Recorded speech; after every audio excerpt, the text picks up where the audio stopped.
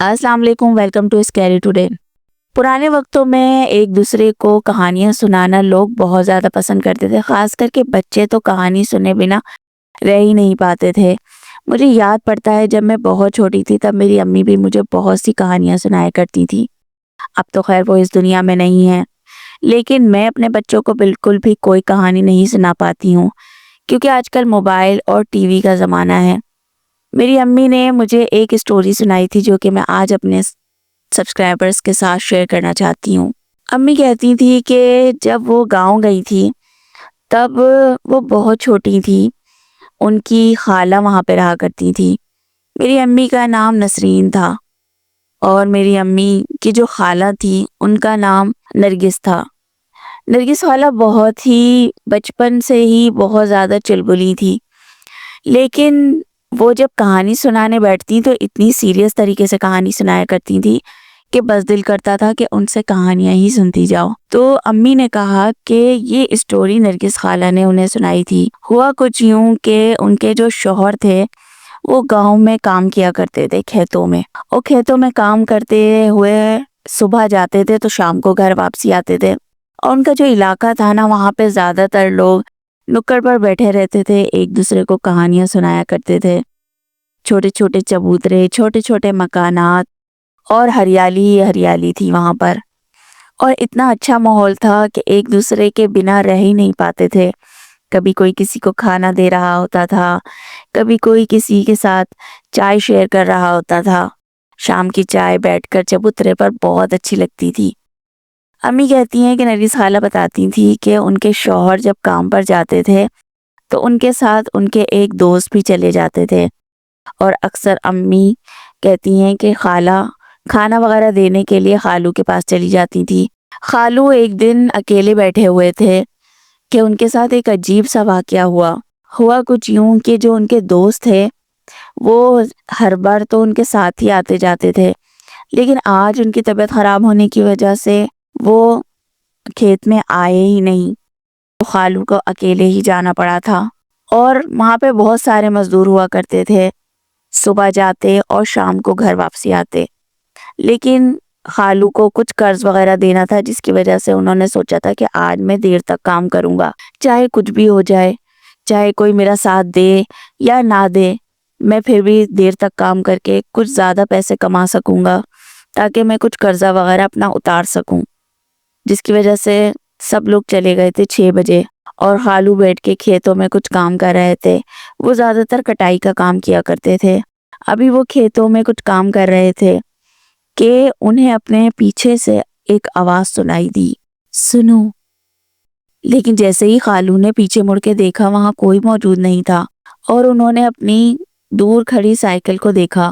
وہ کھڑی تو تھی لیکن اس کے جو ویل تھے وہ باقاعدہ چل رہے تھے، اور اس کی گھنٹی مسلسل بج رہی تھی، جبکہ دور سے دیکھنے پر وہاں کوئی تھا ہی نہیں۔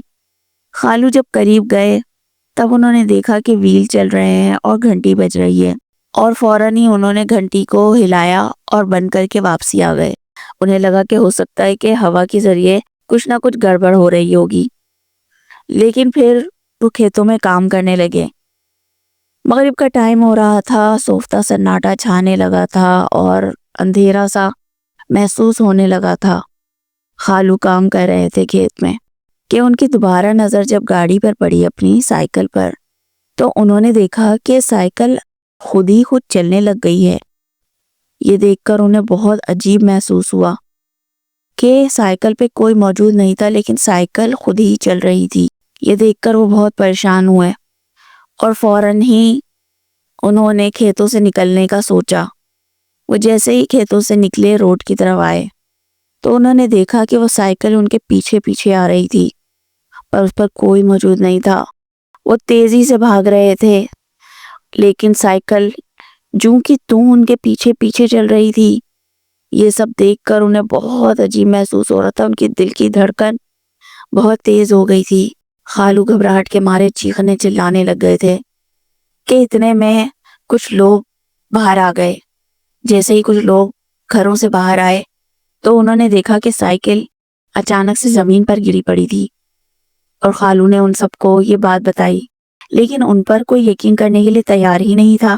اب وہ یہ سوچ رہے تھے کہ یہ سائیکل میں یہیں چھوڑ دوں یا پھر اپنے ساتھ لے جاؤں، کیونکہ اگر سائیکل یہاں چھوڑ دی تو روزانہ کھیت میں آنا جانا ان کے لیے بہت مشکل ہوگا، کیونکہ ان کا گھر بہت زیادہ دور تھا، جس کی وجہ سے وہ سائیکل پر ہی آتے جاتے تھے۔ لیکن اب وہ کیا کریں گے؟ اور اگر سائیکل لے کر گئے اور اس پہ کوئی سایہ ہوا تو وہ کیا کریں گے؟ وہ یہ سوچ کے بہت پریشان ہونے لگے۔ اس ٹائم تو کوئی موبائل بھی نہیں تھا جو وہ اپنی بیوی سے بات کرتے۔ یہی سوچ بچار کر کے انہوں نے سائیکل کو ایک طرف رکھ دیا اور واپسی گھر آ گئے۔ گھر آنے پہ انہوں نے سارا واقعہ خالہ کو بتایا۔ خالہ کہنے لگی ایسا ہو ہی نہیں سکتا، کوئی خالو کی بات پر یقین کرنے کے لیے تیار ہی نہیں تھا۔ لیکن جیسے ہی رات ہوئی، صبح جب خالو اٹھے اور خالہ اٹھی، تب انہوں نے دیکھا کہ ان کے صحن میں سائیکل کھڑی تھی۔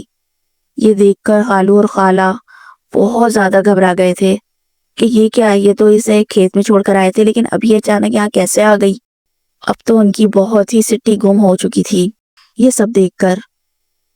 اس کے بعد پھر خالو نے کچھ گاؤں والوں کو بلایا اور کہا کہ اس سائیکل کو میں کہیں پھینکنا چاہتا ہوں۔ تب سب نے یہی مشورہ دیا کہ اس سائیکل کو تم جلا دو، اور پھر خالو نے اس سائیکل کو جلا دیا، اور اس کے بعد کبھی ان کے ساتھ کچھ ایسا واقعہ پیش نہیں آیا۔ لیکن یہ عجیب و غریب واقعہ ان کے ساتھ جب پیش آیا، تب وہ اس کو سوچ سوچ کے اکثر راتوں میں اٹھ کر چیخنے چلانے شروع کر دیتے تھے۔ لیکن دھیرے دھیرے پھر خالو ٹھیک ہو گئے تھے۔ تقریباً اس کے 2-3 سال کے بعد خالو کا انتقال ہو گیا۔ اگر آپ بھی اپنی کوئی کہانی میرے ساتھ شیئر کرنا چاہتے ہیں تو اسکرین پہ دیے گئے نمبر پر ضرور شیئر کیجیے گا۔ اللہ حافظ۔